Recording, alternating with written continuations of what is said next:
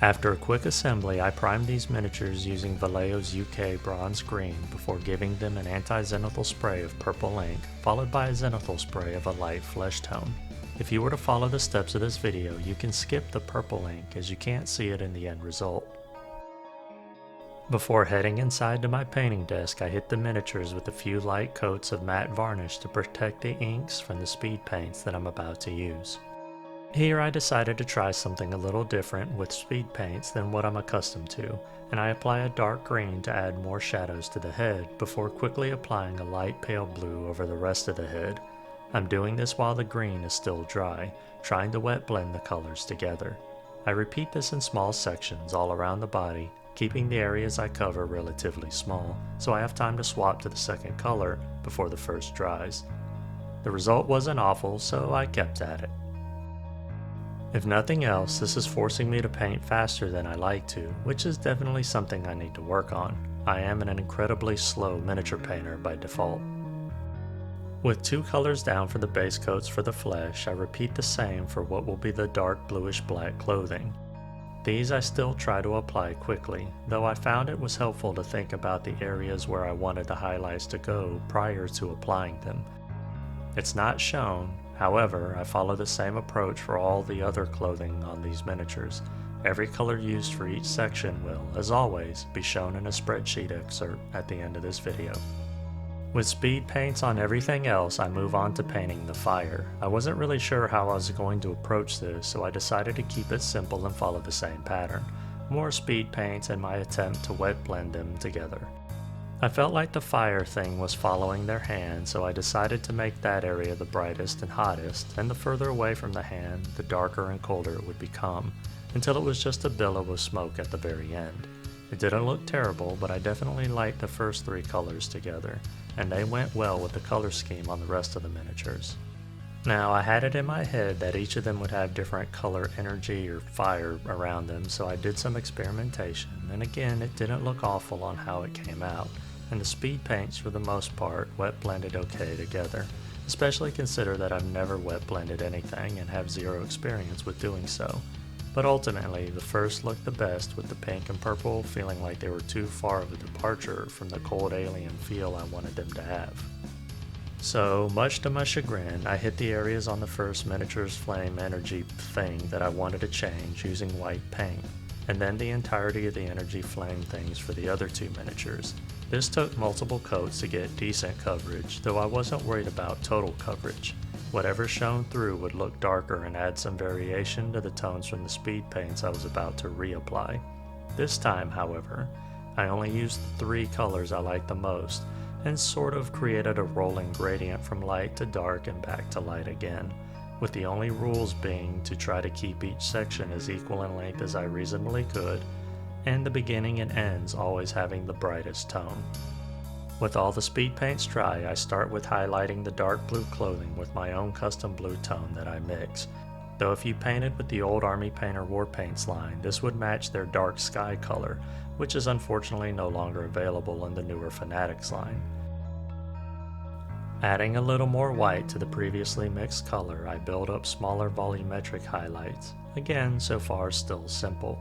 It wasn't until I got to the large flat areas of the flowing strips of cloth that I started to change how I was doing the highlights. I wanted to keep this pretty quick, and I didn't want to worry about glaze after glaze after glaze, so I went more of an old comic book artist method of shading. In this case, highlighting and applying hatching and cross-hatching lines in bulk. These lines I did vary in size, starting with thicker lines, but as I added the second or third pass of them, I began to make the lines thinner. It's extremely messy and ugly at first, but as you build the overlapping hatching lines, they start to resemble a rough, scratchy highlight. Playing with the orientation of the lines can also give somewhat of the illusion of an upraised area, such as if you angle them in rows against each other in the shape of a V. Moving on to finishing the flesh, I add the first highlight to most of the face, leaving the deeper recessed areas. The long cords of the Spell Eater's sinewy arms and their spidery hands were well sculpted and were a joy to paint. It sounds ridiculous, but I actually enjoyed painting their forearms and hands more than most of the things that I've painted this year.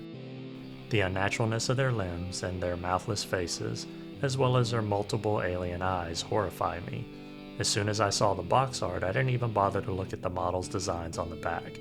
I immediately said to myself, yeah, no, this is some terrifying mess. I'm buying this right now.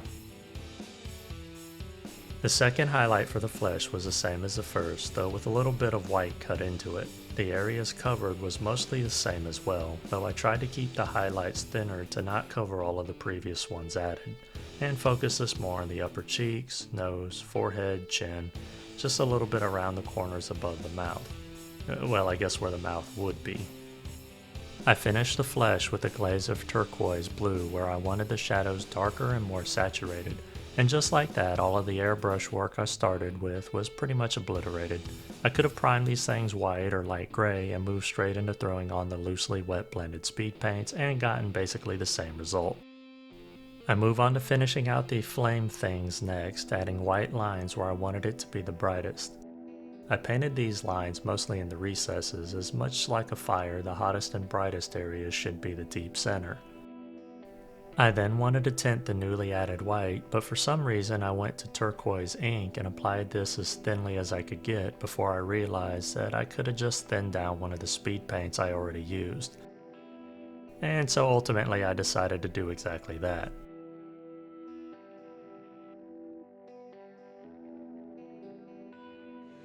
This is where I stopped. I really like the colors of the clothing and the flesh and how they go together.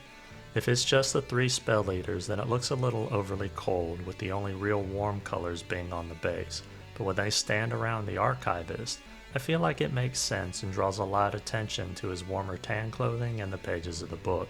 I really like the colors of the flesh and how the eyes came out, except for the one spell leader with the hood.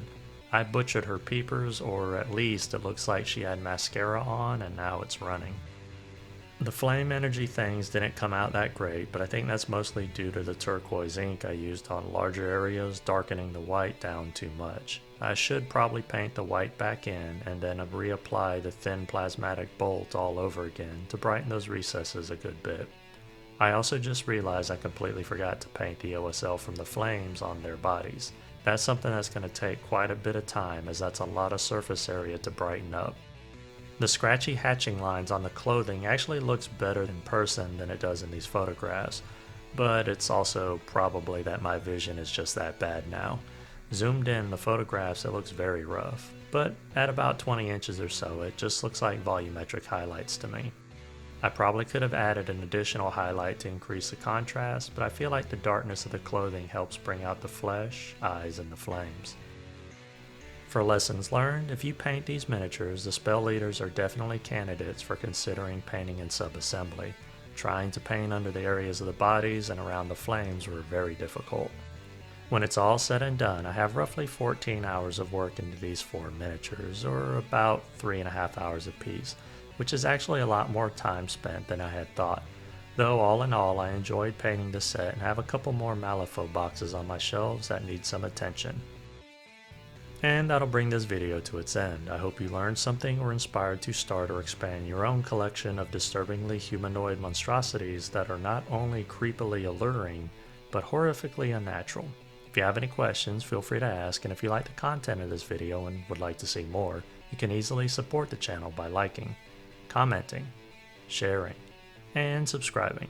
I'm Jim with Working With Miniatures. I'm truly grateful for your time, and I bid you a fond farewell.